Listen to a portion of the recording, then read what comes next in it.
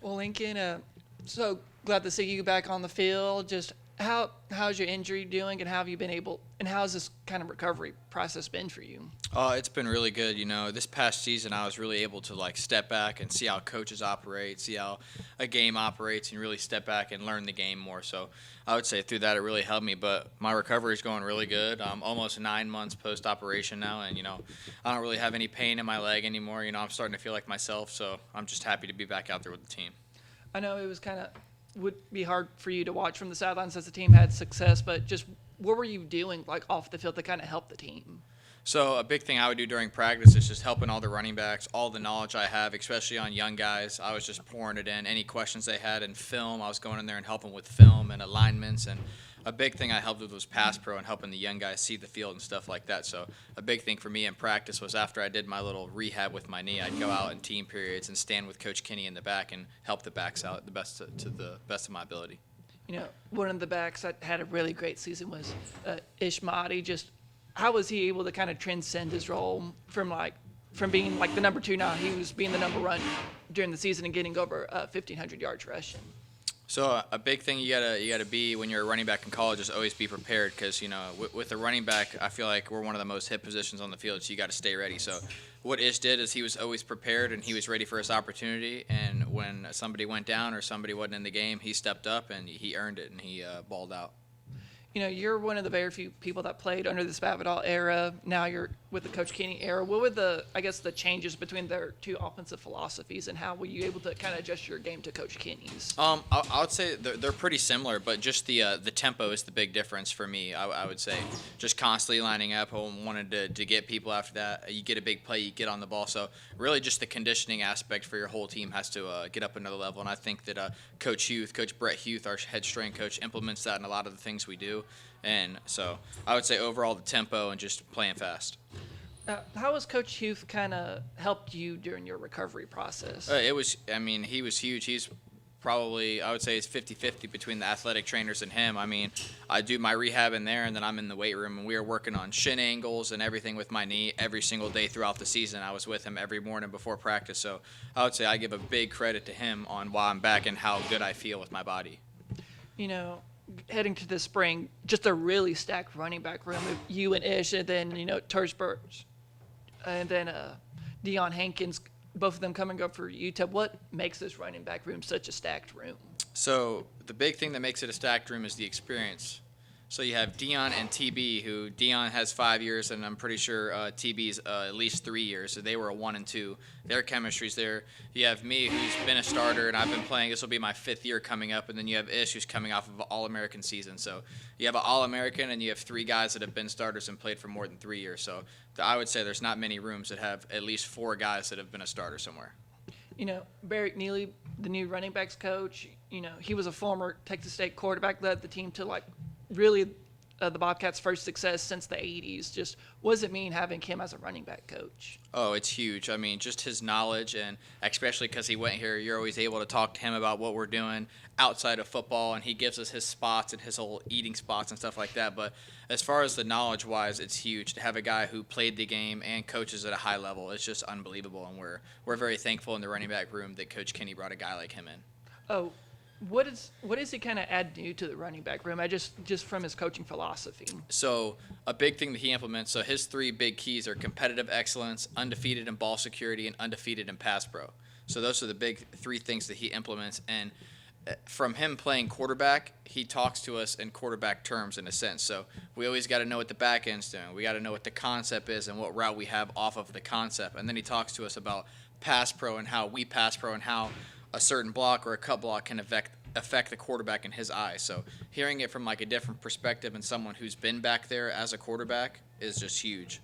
How key is it that, with Coach Nealy being a former quarterback, adding that new perspective to the running back's eyes, how much does that make a difference? It makes a huge difference because I feel like a lot of the times when you're going for blocks or you're going to do certain things, you're not thinking about the quarterback.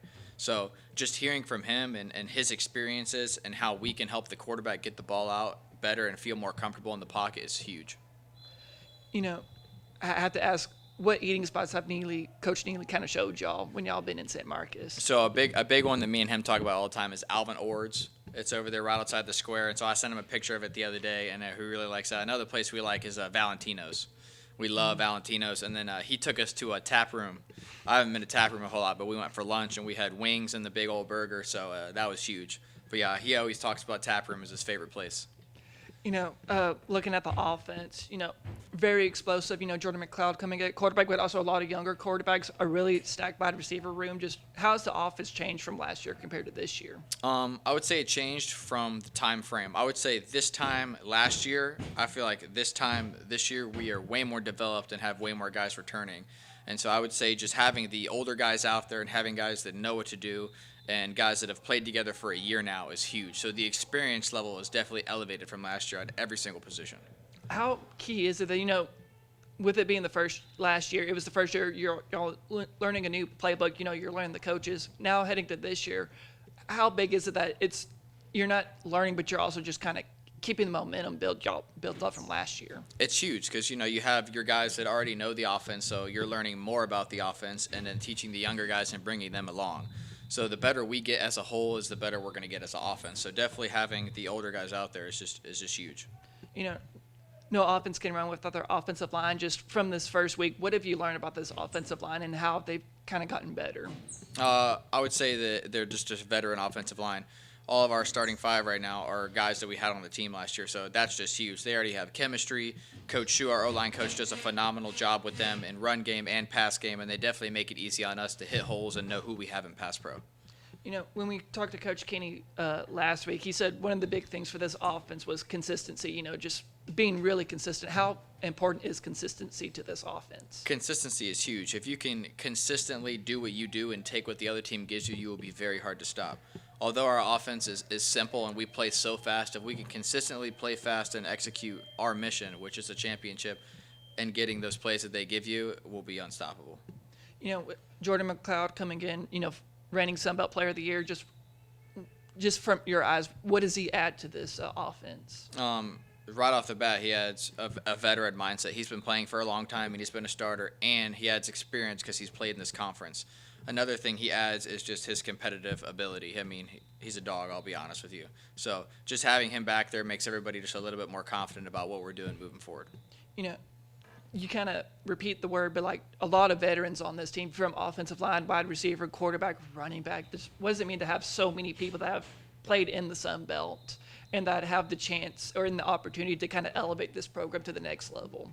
So a big thing, if you look back the past champions in the Sun Belt, it's always the oldest teams that are the best teams. So when you have the most veteran teams and the most experienced guys and the old guys and the experienced teams, those are the teams that make a run. And so I feel like we'll have a really good opportunity to do that this year with how many veterans we have. And just from you personally, what does this offense need to do to kind of take that next step? So I would say the biggest thing is, like you said, consistency. That's the big thing we work on, and that's something that Coach Mac Leftwich preaches every day. The pre-snap penalties and the mental mistakes have to go away. Once we do that and we can be consistent and we know what we're going to execute and we have that confidence, it's going to be very scary on offense. With the new NCAA game coming out, how excited are you that the video game? I'm ecstatic, especially just to be blessed enough to be on a college football team in this era of that game coming out is huge. I know I didn't play last year, so I'm hoping they update the ratings once we get back and I could take a few carries. What is your kind of experience playing the video game and all of that stuff? So, growing up, we always just played NCAA 14 because that was the last one coming out. But we always play with all the teams, and all of our buddies would come over and we would play it. So, we've been playing the NCAA 14 all the way up till now. So to be able to see a new game and have it updated and the movements updated and to even see yourself in the game is just huge. You just can't believe it. What's your go-to team in NCAA 14? Oh, it's going to be Texas State for sure. For sure, have to play with the Bobcats. Get on a little national championship run.